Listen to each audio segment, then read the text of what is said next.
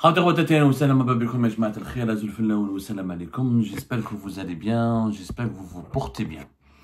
L'affaire des influenceurs algériens proches du régime algérien arrêtés en France et incarcérés pour certains d'entre eux a commencé à livrer certains de ces mystères. Voilà, c'est des mystères, a commencé à livrer certains de ces secrets plutôt, puisque les influenceurs commencent à parler.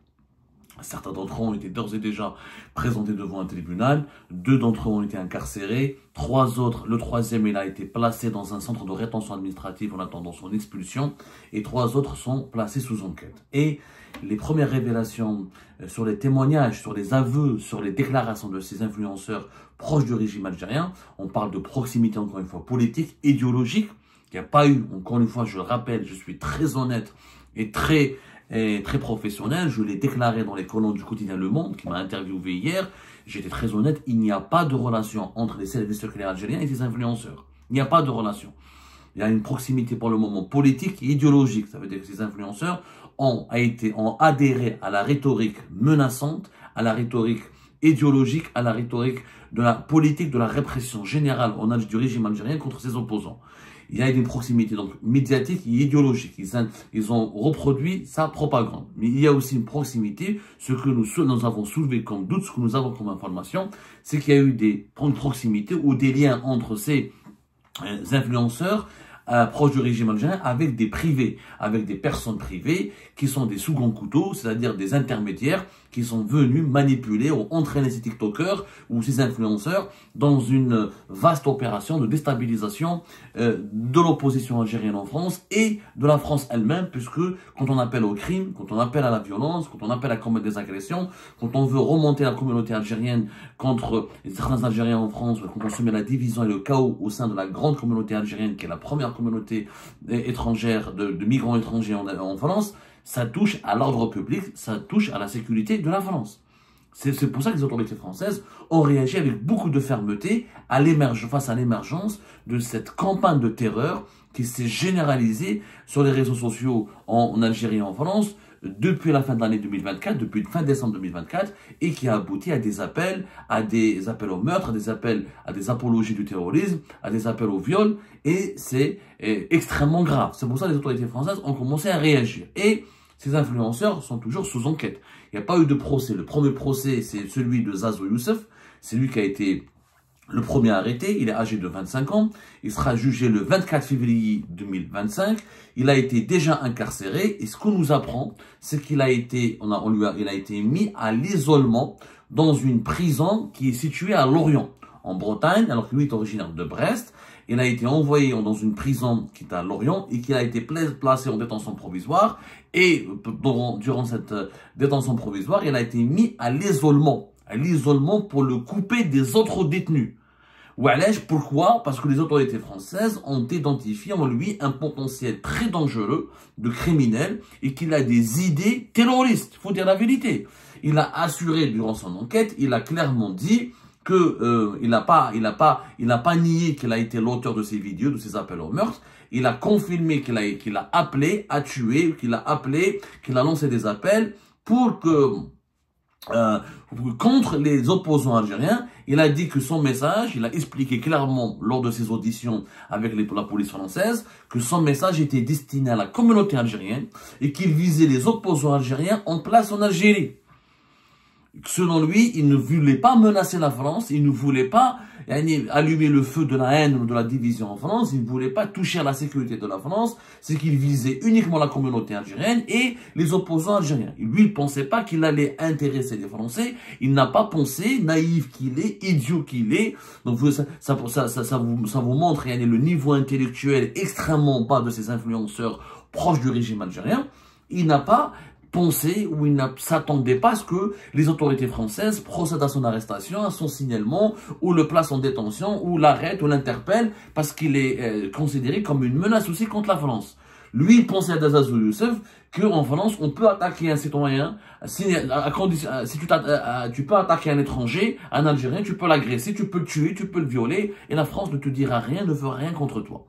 C'est complètement fou. Donc, il a été placé à en détention provisoire, à l'isolement, dans un quartier de l'isolement, dans une prison à Lorient. Au départ, il devait être emprisonné dans la maison d'arrêt de Brest, là où il résidait. Mais comme il y avait un risque qu'il entre en contact avec d'autres détenus dangereux et un risque qu'il fuitait des informations, donc et qu'il puisse, par exemple, échanger des informations ou qu'il puisse être influencé ou qu'il puisse influencer d'autres détenus, comme il est considéré comme un individu dangereux, qui reconnaît, qui assume. Zazo Youssef a assumé devant la police française qu'il voulait tuer des opposants algériens. C'est extrêmement grave. Donc il a été mis à l'isolement dans une prison à Lorient, toujours en Bretagne, dans une autre région, un peu loin de Brest, de là où il réside. Il sera jugé le 24 février prochain. Il risque 7 ans de prison et 100 000 € d'amende. Mais les aveux de Zazo Youssef en disent très long sur l'attitude, la personnalité de ces influenceurs algériens et qu'ils ont été clairement manipulés. Qui lui a inculqué? Qui lui a demandé? Qui l'a manipulé?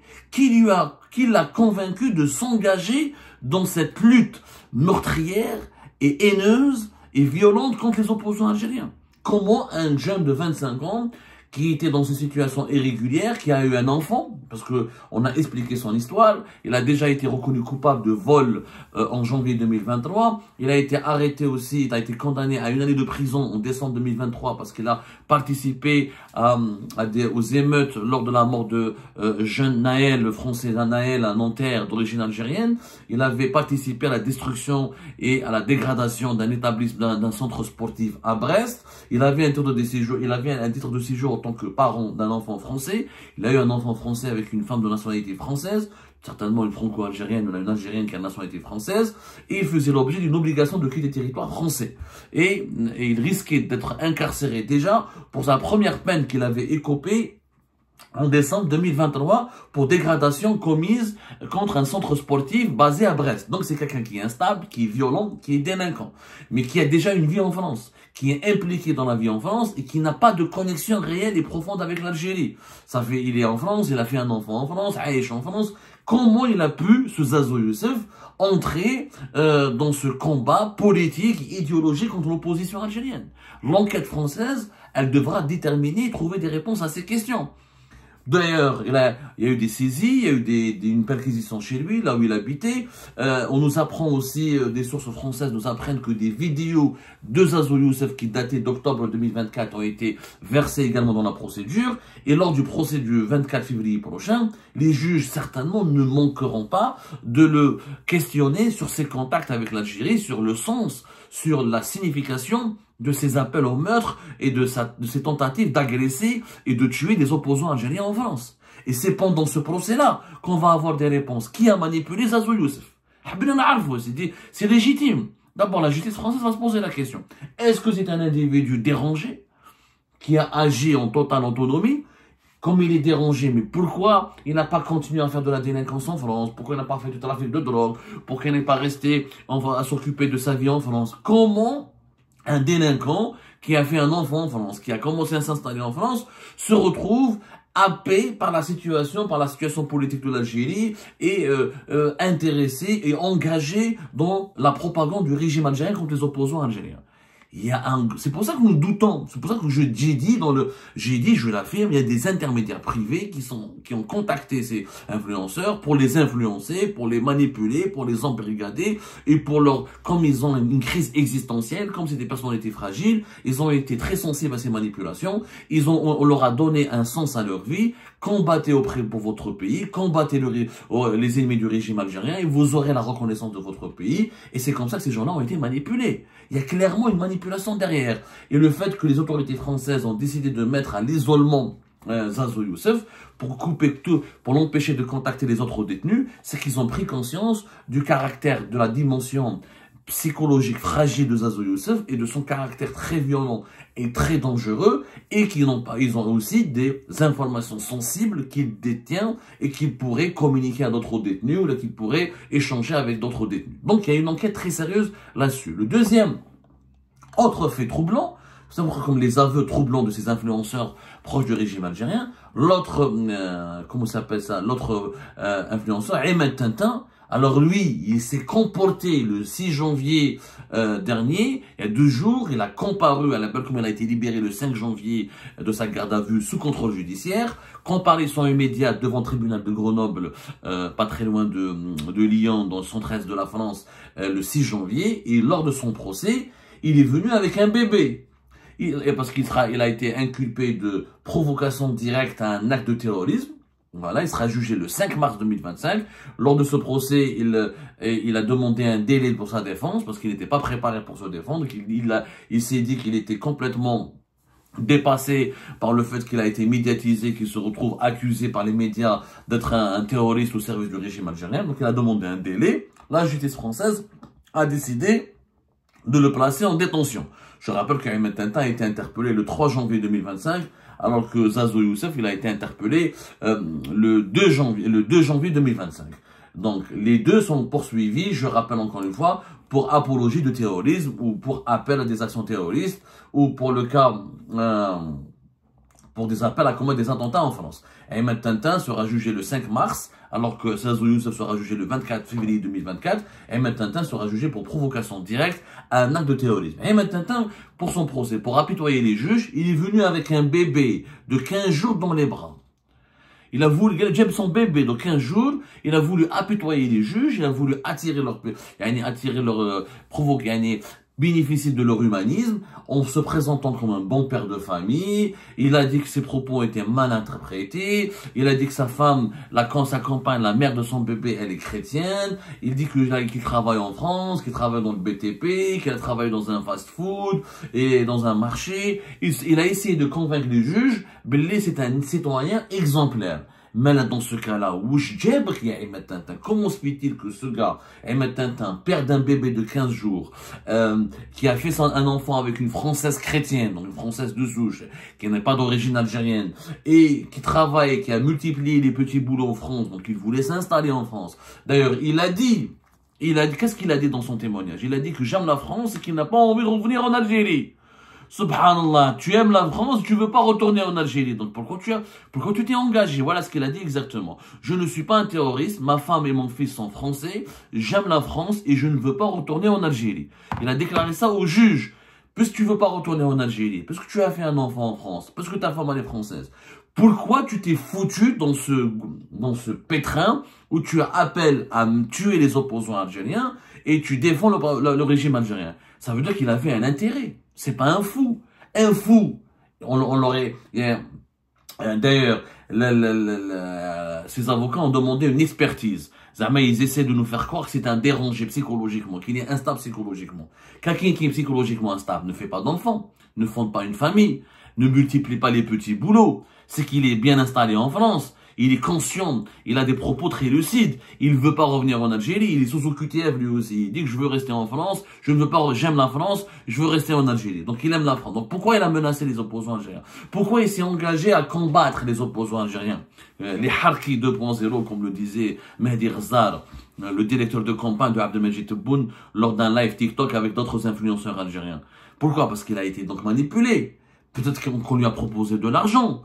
Peut-être qu'on lui a promis des avantages. Comme il a des petits boulots, comme il a une situation financière très instable, très incertaine, peut-être qu'il a été en contact avec des intermédiaires qui lui ont proposé de l'argent. C'est ça l'enquête. L'enquête, elle est là à ce moment-là. L'enquête des autorités françaises, elle va tenter de trouver des réponses. Comment ces gens-là, des haragas, des pères de famille, qui ont fait des enfants, qui multiplient les petits boulots, qui aiment la France, qui ne veulent pas revenir en Algérie, qui n'ont jamais demandé à revenir en Algérie, qui n'ont jamais tenté de revenir en Algérie, qui sont restés en France et qui sont clairement instables, ils ont un parcours personnel instable, professionnel instable, mais qui sont au moins conscients et lucides que leur avenir, il est en France. Personne de ces haragas, personne de ces influenceurs proches du régime algérien qui ont défendu le régime algérien, qui ont appelé à tuer et à fracasser et à massacrer des opposants algériens, personne d'entre eux n'a affirmé ou n'a souhaité revenir en Algérie pour se réinstaller en Algérie. Et personne n'a dit qu'il était nationaliste. Et personne n'affirme qu'il croit en ce qu'il fait. Juste, ils ont lancé des messages de haine, ils ont été entraînés dans une spirale de manipulation, et maintenant, il faut savoir qui les a manipulés. Qui les a manipulés? Le troisième influenceur qui est basé à Montpellier, le fameux Ami Bouanem, dont nous avons déjà parlé. Alors lui, il a été, les autorités de Montpellier, la préfecture de la région de Montpellier a été très dure. Elle lui a retiré le carte. Il était pas dans une situation irrégulière. Il n'avait pas d'OQTF comme les deux autres influenceurs. Alors lui, on lui a retiré directement sa carte de séjour. Son titre de séjour a été retiré. Il n'a pas été placé en détention, mais il a été placé dans un centre de rétention administratif. On a un centre de rétention administrative, c'est quoi? C'est pas une prison, c'est un centre de rétention des personnes, des migrants, des haragas, des clandestins, des sans-papiers qui sont placés dans ce centre en attendant leur expulsion du territoire français. Alors la France le place dans un centre de rétention administrative pendant 1 mois à 2 mois, en attendant que son pays d'origine, l'Algérie en l'occurrence, délivre un laissez-passer consulaire pour pouvoir l'expulser directement, le mettre dans un avion et le renvoyer vers l'Algérie. Si l'Algérie ne veut pas délivrer un laissez-passer consulaire, son expulsion ne sera pas possible, donc il sortira de ce centre de rétention et il pourrait donc être jugé par la voie de la justice, il pourrait donc être transféré vers une prison. La préfecture de la région de Montpellier, elle explique que les provocations publiques à commettre un crime ou un délit et légitimement la torture constituent des menaces graves à l'ordre public. L'État se doit d'agir et de ne rien laisser passer. Donc il y a un message de fermeté extrêmement dur de la part des autorités françaises qui ont pris conscience qu'on n'est pas face à des influenceurs qui agissent de façon isolée, autonome ou qui sont des dérangés mentaux. Ce ne sont pas uniquement des dérangés mentaux. Il y a derrière eux des manipulations, des ingérences étrangères ou des tentatives de manipulation ou des instrumentalisations. Moi, je le dis, j'ai fait ma petite enquête. Pour le moment, je suis arrivé à la certitude que ce n'est pas une autorité officielle de l'État algérien. Mais derrière, il y a des privés, il y a des personnes privées. On l'a vu, comme Mehdi Ghazal, directeur de campagne d'Abdelmajid Tebboune, qui participe à des réunions, à des salons de discussion sur les réseaux sociaux où il harangue, il chauffe de les influenceurs, il leur fait croire que les opposants ce sont des harkis et que eux c'est des moudjahid et qu'il faut combattre les harkis. Donc il les entraîne à les violenter. Est-ce que la manipulation s'est arrêtée à des discussions à des discussions et à des discussions uniquement verbales, à des contacts uniquement verbaux, à des contacts virtuels sur les réseaux sociaux, ou est-ce qu'il y a eu des versements d'argent, est-ce qu'il y a eu des financements, est-ce qu'il y a eu des avantages matériaux ou non ou immatériaux qui ont été donnés à ces influenceurs? C'est les enquêtes des autorités françaises qui vont déterminer les réponses à ces questions. Et les enquêtes sont sérieuses, la menace est très sérieuse. Il y a eu une émergence depuis décembre 2024, on n'a jamais connu ça en France, un nombre important d'influenceurs et de vidéos qui circulent sur les réseaux sociaux, sur TikTok notamment, et qui appellent à la haine. Moi personnellement, j'étais ciblé. Sur TikTok, des gens me menacent. Si je te croise, je te ferai pire que Netanyahou. On va te tuer, on va te massacrer. C'est des menaces directes. Quand on menace des résidents, même étrangers sur le territoire français, c'est qu'on touche à l'ordre public. Et elle a raison. La préfecture de la région de Montpellier, c'est une atteinte, une menace grave à l'ordre public. Et demain, les Algériens sont chauffés, il va se droguer, il va s'enivrer, il va planter un Français, quelqu'un qui me rose, il va planter quelqu'un, il va agresser quelqu'un, il va tuer quelqu'un. Ce climat de haine peut générer du terrorisme, peut générer de la criminalité. C'est quoi le terrorisme? C'est quand on tue quelqu'un, quand on veut s'en prendre à quelqu'un pour une raison idéologique, pas uniquement pour une raison religieuse. Donc, les autorités françaises ont eu totalement raison de s'attaquer à ce fléau et de protéger l'ordre public. Et, d'après mes informations, une douzaine d'autres activistes sont sous enquête. Des activistes qui sont connus, d'autres qui sont beaucoup moins connus, mais qui font l'objet d'une enquête sérieuse et approfondie pour essayer de comprendre leur potentiel de nuisance, leur relation, leur connexion avec les autorités algériennes ou avec des lobbies proches du régime algérien, et est-ce qu'ils pourraient passer à l'action ou pas, est-ce qu'ils pourraient commettre des actes de violence sur le territoire français. Voilà, donc les influenceurs algériens ont fait des aveux inquiétants, alarmants, qui démontrent qu'ils sont fragiles, qu'ils sont facilement manipulables, qui sont très incohérents, mais qui sont manipulés, mais qui ont été manipulés. Manipulés par qui? Ça, on le saura dans les jours à venir.